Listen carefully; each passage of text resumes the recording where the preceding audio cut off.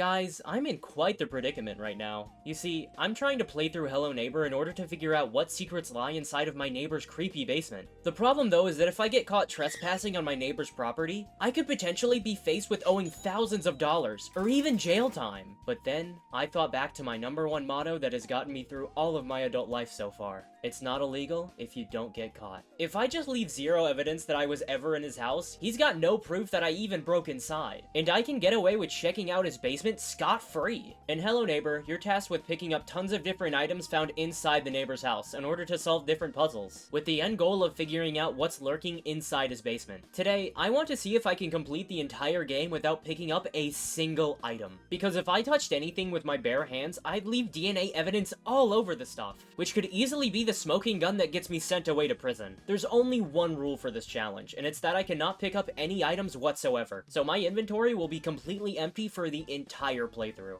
Now, look, I know what you're thinking. TheDapperWaffle, this is Hello Neighbor. You need to pick up and use tons of items to even unlock the basement door in the first place. How is this even possible? And to that I say, you've actually already answered your question. This is Hello Neighbor. Period. This game is so incredibly buggy, you can literally do whatever the f you want. Join me today as I set out to ignore literally every single puzzle found in Hello Neighbor and try to complete it without picking up a single item.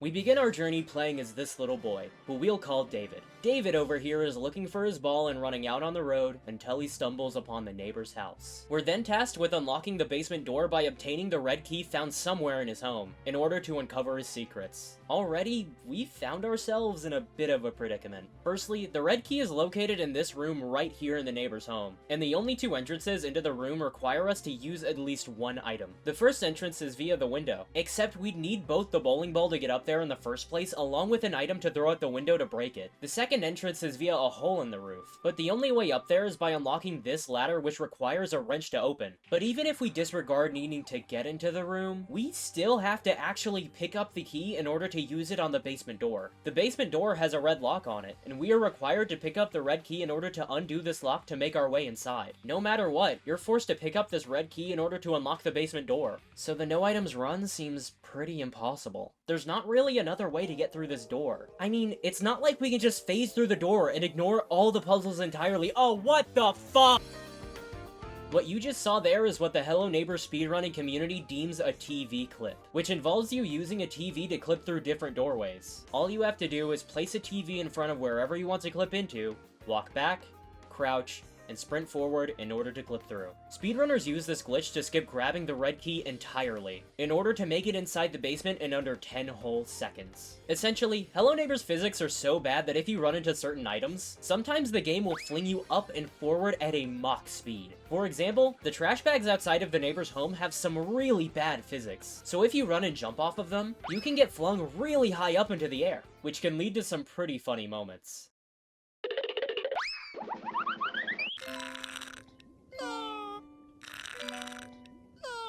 The TV is by far one of the most buggy items to do this with though, as if you sprint into the back of one, the game will fling you forward so fast that if you hit a wall, your hitbox ends up clipping through it. Therefore, if we run off the TV in front of the basement door, our hitbox will shift through the wall, and overlap with the loading zone for the basement, instantly teleporting us inside. Something pretty funny I also noticed with the TV is that you can actually tap E to switch it on, even though it isn't connected to any kind of power source. I wonder what the neighbor is watching, and oh my god, this is just a segue to tell people to subscribe, isn't it? Hey everyone, if you're enjoying this video so far, please consider liking the video and subscribing to the channel. Your support would mean a ton for me on this video, as if this video does well, I may not be forced by the YouTube algorithm to make Five Nights at Freddy's videos until the end of my days. Yeah, no way, Jose. You get back to working on FNAF World Challenge number 57. We've gotta milk this thing bone dry. No! Anyways, we could use the TV in order to clip inside the basement. However, we still have one problem. In order to do the glitch, we have to pick up the TV and place it in just the right spot to perform the clip, which we can't do.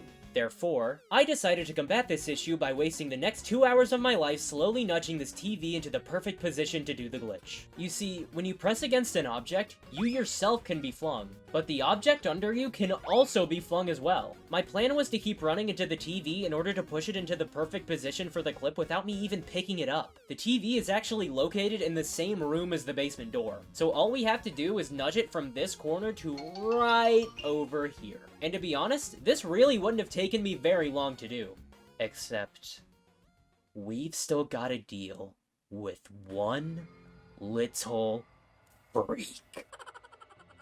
The neighbor is quite possibly the most infuriating enemy I've ever had to deal with in a challenge like this before, as all he does is actively waste your time as much as possible. When you get inside the room with the basement door, you only really have around 15 seconds to try and nudge the TV forward. After this minute amount of time, the neighbor will spot you and chase you out of the house. You then have to walk all the way across the road, watch the neighbor give his arms crossed sprite like he's a cartoon reviewer discussing something he doesn't like, and wait for him to go back inside so you can repeat the process. This means that for the majority of this act, your time isn't spent pushing the TV. Rather, you're just waiting outside for the neighbor to go away. This is already pretty annoying to deal with, but it's made so much worse when the neighbor actively sabotages your progress by moving the TV. When the neighbor re-enters the room with the TV in it, he'll kick it out of the way, destroying all the progress you've spent moving it. If it's even somewhat close to the basement door, he will always kick it and move it out of the way. This was probably one of the most frustrating parts of any challenge I've done before, as this really isn't a super difficult section, but the neighbor goes out of his way to make this take as long as possible.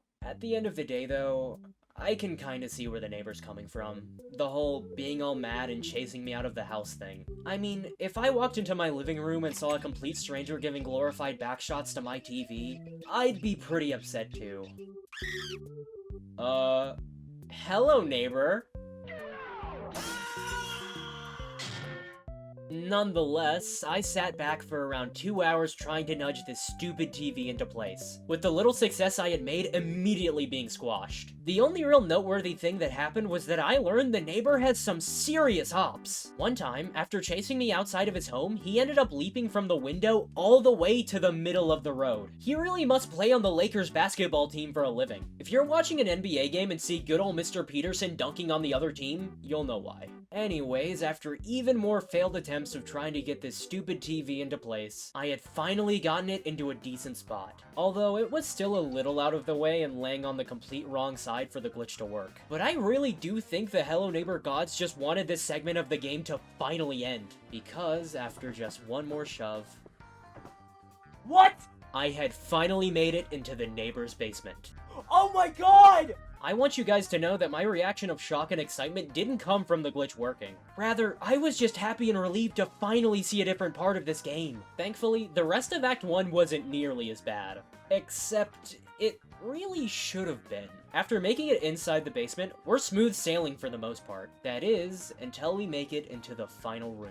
We have to make it to this generator right over here in order to unlock the exit door to our right, but our two entrances seem to be blocked. Our first entrance is through this door, but we'd have to pick up the chair blocking it and move it, which we can't do. Our second entrance is by jumping the fence in front of us, or at least it was. On the initial release of Hello Neighbor, this fence didn't originally extend to the ceiling, but I'm unfortunately playing on the latest version of the game. And in one of the patches up to this point, the developers decided to extend the fence to the ceiling so you can't hop over it. I originally thought that I would have to downpatch my game to make it past, except the Hello Neighbor jank struck me yet again, and caused me to find an entirely new path to the generator. You see, the neighbor can actually be found inside the basement as well, and if he spots you, he'll chase you like usual. I ended up running into him, and he chased me back towards the starting room before losing track of where I went. He then decided to head towards this door found inside the room we were in, but unfortunately you can't enter through it as there's a chair on the other side obstructing your path. Once I heard him banging on the door trying to get in, I instinctively made fun of him as he had been tormenting me the past 2 hours when I was trying to get the TV clip. You can't go through that door, dumb. You've ordered it off yourself.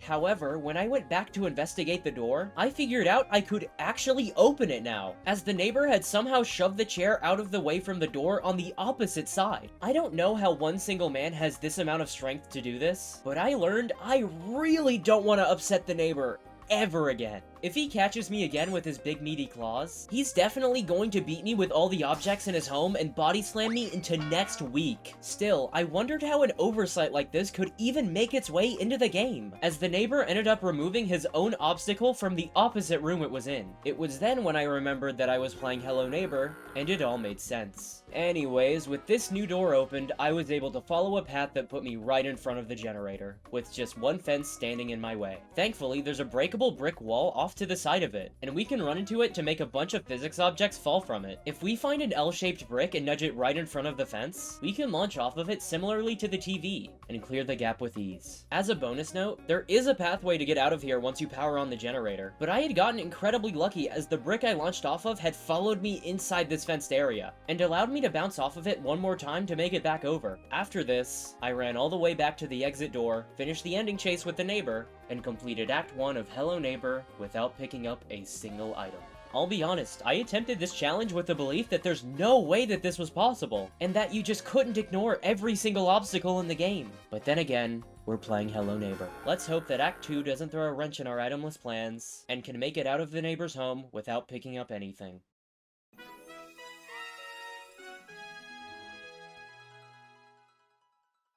We begin Act 2 trapped inside of the neighbor's basement, and must find our way out. There isn't really anything too noteworthy about this section, except for this one single vent found near the exit of the basement. We're supposed to pick up and move this vent in order to proceed to the ladder that takes us outside, and I initially believed there was no way around grabbing it, but I really don't think the neighbor screwed this vent into place very well, as if you just keep jumping and slamming yourself into it, the vent will slowly start to move backward, and eventually topple over. From there, you can just walk over it and exit the basement by climbing the ladder without even needing to pick up the vent. After this, there's only one last part to the act, and it's finding a way getting past the neighbor's huge fence outside his home to escape. There's a couple methods of getting out, but all of them require you to pick up and use an item in some way. For example, we could exit through the front gate, but we'd need the red key to do so. Or we could undo these boards and escape, but we'd need the crowbar. Thankfully, we do have a couple physics objects at the ground floor we can work with here, notably this pillow and this basketball. Similarly to the brick launch from earlier, we can run into these objects in order to fling ourselves at some serious speeds. My plan was to keep running at the pillow, in order to launch myself so high that I would clear the fence entirely and complete the act while dodging every single puzzle. I tried launching myself over the fence with the pillow, until I got spotted by the neighbor and started to get chased. After playing through this challenge thus far, I've learned that I absolutely under no circumstances want to be caught by this guy. Ever. I've seen the neighbor's sheer strength before. If he gets his hands on me, I think I'll make history being the first YouTuber on the moon. Oh, hello neighbor.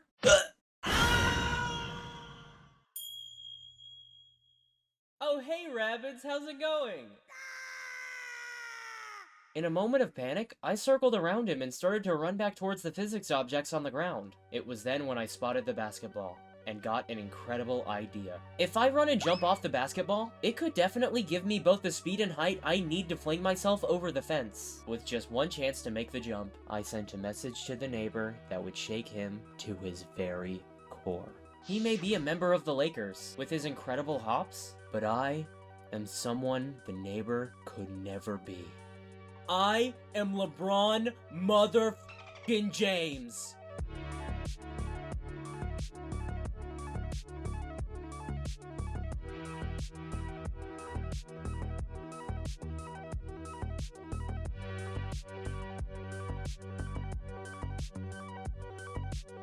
I'm the god of Hello Neighbor. I'm the god of Hello Neighbor? Oh my god! Oh my god, I'm insane with it!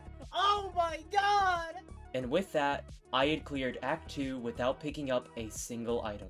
And for all of you that are going to say, LeBron James is actually still a Laker, so your cool line doesn't work, Bob. LeBron James is a Laker, but a Laker could never be LeBron James. Honestly though, I think the real achievement I made wasn't completing Act 2 itemless. Rather, it was hitting an incredible clip on the neighbor in his very own backyard. I mean, if I had to sit back and watch as I got styled on in my very own lawn, I'd probably have the biggest crash out the world has ever seen. As a final note, you can 100% use the pillow to leap over the neighbor's fence as well. It's just a bit more finicky. Anyways, with 2 acts under our belts itemless, I'm starting to feel pretty hopeful about this challenge. But it wasn't just me. My friends were super excited that I was playing Hello Neighbor for the first time, and they just kept sending me lovely words of encouragement. Adam, Are you okay? You're playing Hello Neighbor. Bro, are you good? Why the f are you playing Hello Neighbor? Also, I now only have 2 acts remaining in this challenge, and Act 3 shouldn't give me a ton of trouble. I mean, it's not like in Act 3 the neighbor is going to have a colossal home with 10 times the puzzles or anything.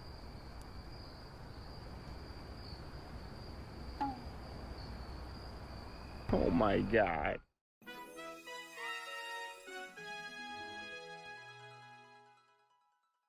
Act 3 of Hello Neighbor is quite possibly one of the biggest middle fingers I've ever seen towards a challenge before, as the act immediately begins with 2 items that we are forced to grab no matter what. The act begins in a time skip, with David all grown up just chilling in his apartment. We're forced to wait around until a letter comes through his door, which we are forced to pick up to initiate the next cutscene. Once we grab the letter, the cutscene plays and David drives back to his old home, and we're then tasked to make our way inside. This would be simple enough, except for the fact that the only way inside is via the front door, which we need the blue key found in David's car to open. All the house's windows are boarded up, so it's impossible for us to get inside with another method. I'll just cut to the chase here and say this is where the no items run unfortunately ends. We're forced to pick up both of these items to continue onward, and there's no avoiding them. And trust me, I tried to find a workaround for these 2 items. As for instance, I believe that we could get past grabbing the blue key by just clipping through the door with a TV like we did in Act 1. After using cheats to phase through the door, I learned that there's a trigger right on the other side of it that initiates the next cutscene, so all we'd have to do is TV clip into the door to skip using the blue key. But the game designers must have made it their goal for the challenge to end here, because there are quite literally no physics objects within this entire map anywhere we can use. There is absolutely nothing outside of David's home minus the blue key itself. Both the letter and blue key are impossible to get around picking up, which means from now on, this challenge has gone from a no items run to a minimalist challenge. We've had to pick up 2 items so far, and we have to do everything in our power to not add any more to this total. But to be honest, I don't know how we're going to manage this once I realize that I've got to somehow infiltrate this absolute behemoth of a home without picking up anything. Once I began the main portion of Act 3, I came to the realization that the neighbor must have been seriously hurt from me styling on him earlier, as he has gone above and beyond in enacting revenge by making his basement door impossible to get in itemless. There are now boards in front of the door that can only be removed with a crowbar, alongside a chair that we have to pick up and move out of the way.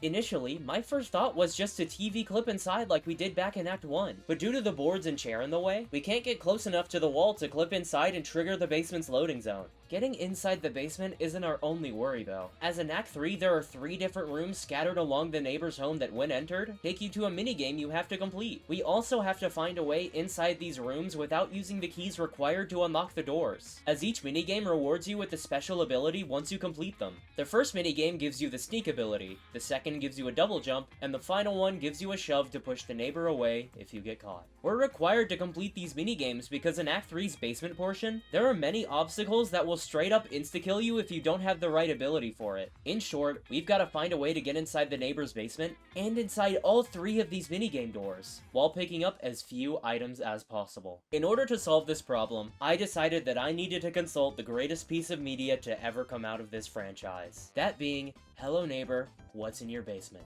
Hello Neighbor, What's in Your Basement is a YouTube fan song for the game created by the channel Random Encounters, that currently sits at over 185 million views, and is all about the trials and tribulations of trying to make it inside the neighbor's basement. At exactly 1 minute and 17 seconds into the video, Mr. Andrew John Pinkerton himself walks forward and ends up stepping in a bear trap set by the neighbor. Initially, I was pretty perplexed by this, as I had actually never seen a bear trap in the game before, but that's probably because the neighbor's AI is held together by toothpicks and shards of broken MatPat dreams. So, I did some research on the bear trap item, learning just about everything I could, until I stumbled upon a glitch involving it that seemed to be incredibly broken. So broken, in fact, that it was just the catalyst I needed to break this game wide open. This is a bear trap.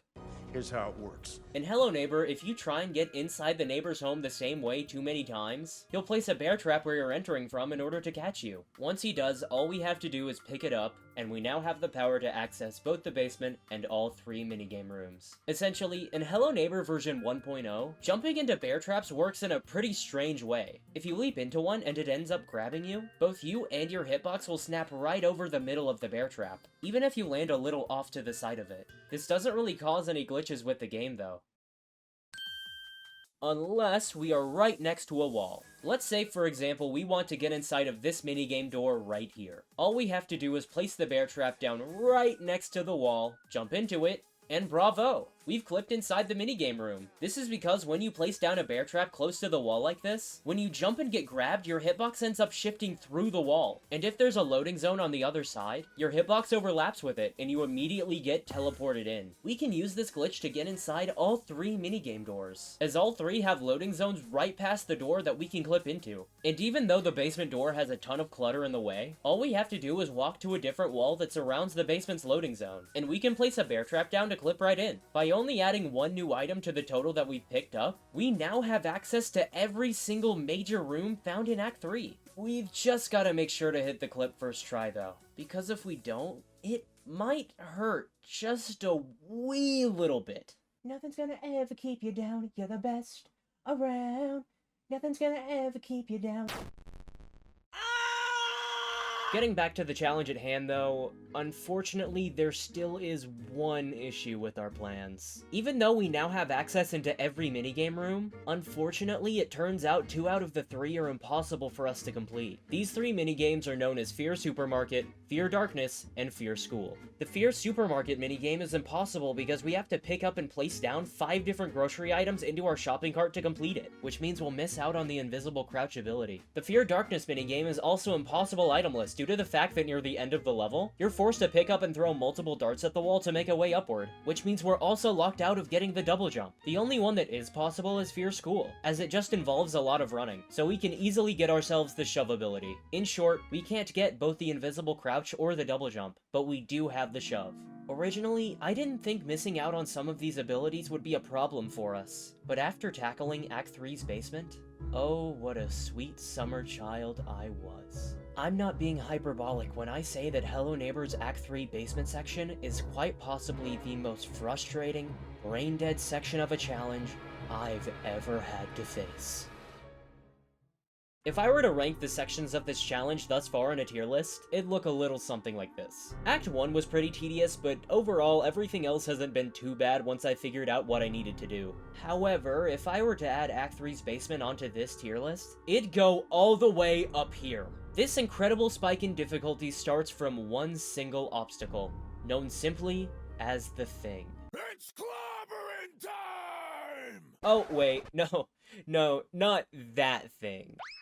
This thing. This guy's also called The Thing, funnily enough. But what isn't funny is how brutal this one single enemy makes a no-item run. You see, Act 3's basement essentially functions the exact same as in Act 1, except throughout the level there are key checks the game has that track to see if you have every single ability, and if you don't have them, you die. The Thing is by far the most brutal out of these newly placed obstacles for us, as once you walk past his trigger through this hallway, he'll start to walk towards you, and if he spots you, you'll die instantly. Unfortunately, there's no avoiding him, as no matter where you run to, he will always spot you no matter what. So you'll end up dying every single time. What you're supposed to do here is use the invisible crouch ability to sneak past him, but because we don't have that, the Thing will always kill us no matter what. I tried over and over and over to hide in a spot where he wouldn't find me, but once you trigger his search, there's no way he isn't finding you.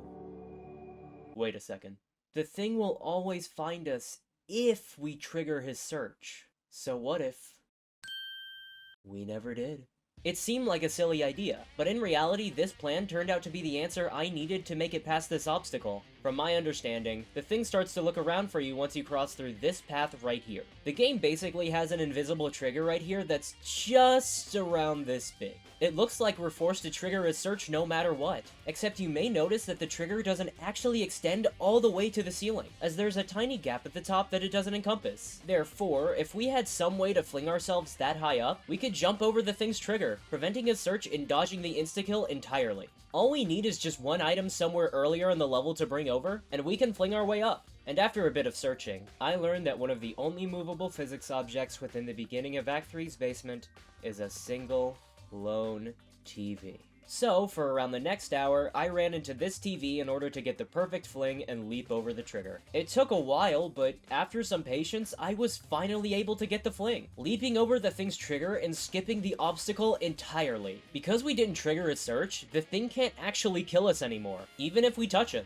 And instead, he ends up just standing there, menacingly! Now look, I probably know what you're thinking. This section really doesn't seem that bad so far. The fling is difficult and precise, sure, but it's something that we've done before. So why, TheDapperWaffle, did you say this was the most frustrating section of a challenge I've ever faced? Well, dear viewer, the frustration caused by this section truly unmasks itself once you realize that we're still doing a minimal items run, so we can't actually pick up and move the TV with our hands. Therefore, to get only one attempt at this fling, we have to push the TV from the start of the level all the way through this massive hallway. I'm intentionally just adding this sentence here into the script just so you guys can watch how long it takes to move this TV through this entire hallway. This is such a monumental waste of time that it isn't even funny. It's just sad. Of course, the TV is always prone to getting stuck in multiple spots, forcing a reset of the game, flinging backwards towards the start of the map, or just straight up killing you due to bad physics, making you lose all of your progress and forcing you to push it again from the start all over again. But oh! This isn't even the worst part! You see, right at the very end of the map, we have to do one last fling to get over this fence to reach the exit door. And as there's no movable physics objects anywhere we can use, we have to fling off of the TV yet again. So that means we have to push the TV from the start of the map all the way to the very end, which makes our TV humping adventures take double the time from before. Oh yeah, and even if you hit the first fling over the thing's search trigger, you may still be forced to die no matter what. If you hit this difficult fling, you have to pray to every god in existence that the TV actually travels with you over the trigger, similarly to that one brick launch I ended up hitting back in Act 1. So, if you hit the fling but the TV doesn't travel with you, which it almost always does, you can't beat the level because you'd have to walk through the thing's search trigger to start pushing the TV again, ending your attempt instantly. In short, you have to slowly push the TV through the entire basement map, while hitting two incredibly difficult flings, while the TV can instantly kill you at any moment due to this game's horrible physics, all in one single attempt. Now, I could go into detail about my trials and tribulations on completing this section of the game, but I'm just gonna put the fries in the bag for this one, and just show you the file size of all my footage combined. I am not proud of how long I spent on this, and I don't think I ever will be.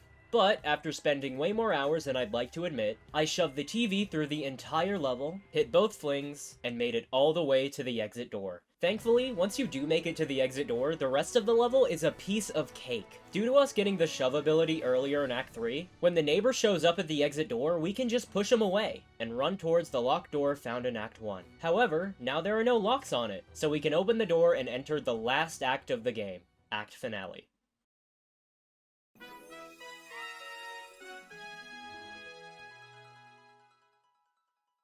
Act Finale of Hello Neighbor challenges us with one final task we need to complete, getting to this house on top of the neighbor's back. If we get to it, the rest of the act is entirely the same item list, so we can easily breeze through it. The only problem is that the entrance to the house is all the way up here, and we are all the way down here. I don't know how the neighbor has let the one clip I hit on him live rent-free in his head for so long, but he has gone out of his way to enact revenge one final time by making everything completely out of reach for us. No matter how hard we try, we just can't leap high enough to reach the entrance to his home. Whoa. So this is what it's like being 5'4". But the neighbor may have forgotten one crucial detail. He's still just a weak little Laker, and I am LeBron James. No matter how high things get, we can always go further beyond. I've got one last trick up my sleeve that'll let us jump all the way to the home on his back. And it all begins with this one single toaster. The toaster is key to finishing this area itemless, as when you drop inside of it, after a brief delay, it'll fling you high into the air. Although, before we can even use the toaster, we have to power it on by throwing an object at its power switch. As if we don't, the toaster tray doesn't go down and we can't be launched. This is when the toaster's jank comes into play. As due to a developer oversight, part of the toaster's launch trigger extends to outside of the tray. So if we rub against the side of the toaster, we can trigger it and be launched without even powering it on. But the jank doesn't even end there. As if you jump to trigger the toaster's launch and wait until right after this sound cue, you can double jump in the air to trigger the mechanism a second time, giving you a second boost upward after a brief delay. Even though we didn't complete the minigame to get the double jump earlier, in Act Finale, the game just ends up giving you all 3 abilities for free. So we can use our newly obtained double jump and chain multiple toaster flings together with ease. This combination of both a developer oversight and glitch with the game is just what we need to get an enormous leap to the neighbor's home. So, here's how the jump works. If you position yourself right around here, jump once to trigger the fling, wait a second for the sound cue, and then jump a second time, you will have initiated 2 toaster launches. Once you get flung initially, you're going to want to bash your head on this side of the toaster's lever right about here, in order to fling yourself at an angle. Once you get launched and bash your head to get this angle, after a brief delay, your second toaster fling will activate in the air, and you'll be launched upward a second time. If your angle is absolutely perfect, and you trigger 2 toaster flings, you will just barely make it to this shelf high up into the air, and be in position for the next jump.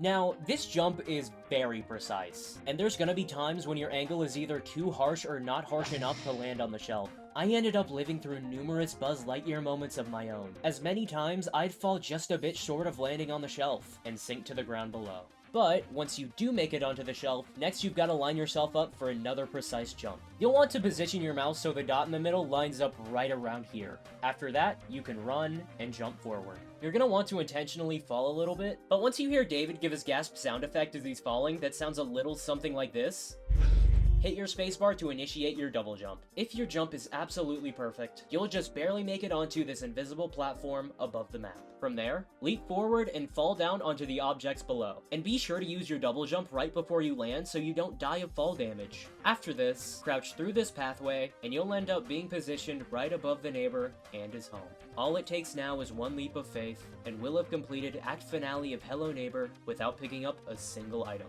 The platform down there is essentially one giant basketball hoop, and I am about to hit a slam dunk. After peering down at the finish line and being just one leap away from victory, I looked back on this challenge as a whole and realized a very valuable lesson. There's gonna be times in life when people will see you succeed at something, and rather than be happy for you, they'll become envious of your skills and try to bring you down. But even with these seemingly impossible obstacles in our way, in all of us resides the power to overcome these setbacks and soar to new heights. All it takes is a leap of faith, the willingness to persevere through adversity, and most of all, the power inside of you from the king himself, LeBron James. Oh my god, I hit it! Yes! Yes! Hello, and goodbye, neighbor.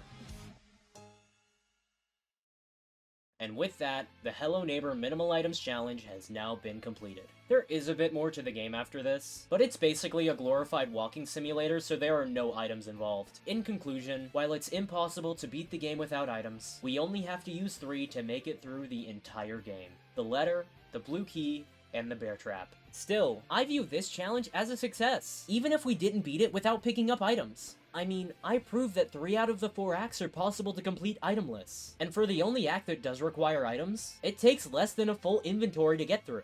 But before I go, I want to give a huge thank you to the Hello Neighbor speedrunner Glitchy Boy. He's the only other person on YouTube to have ever attempted this challenge before, and he was super generous in teaching me how to complete Act Finale itemless. I couldn't have done it without his help. Thanks a ton, dude.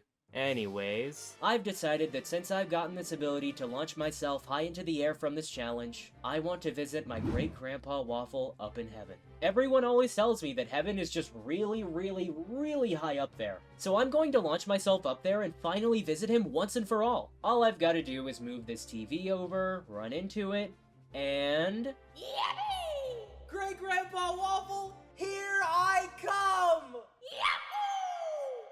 Yahoo! Whoa, I'm so high up, I can see the entire world from here! Although, I am starting to wonder if I should have brought some supplies before I got up here. I mean, there's not really any oxygen up here, and if I don't breathe in any soon, I'll probably die.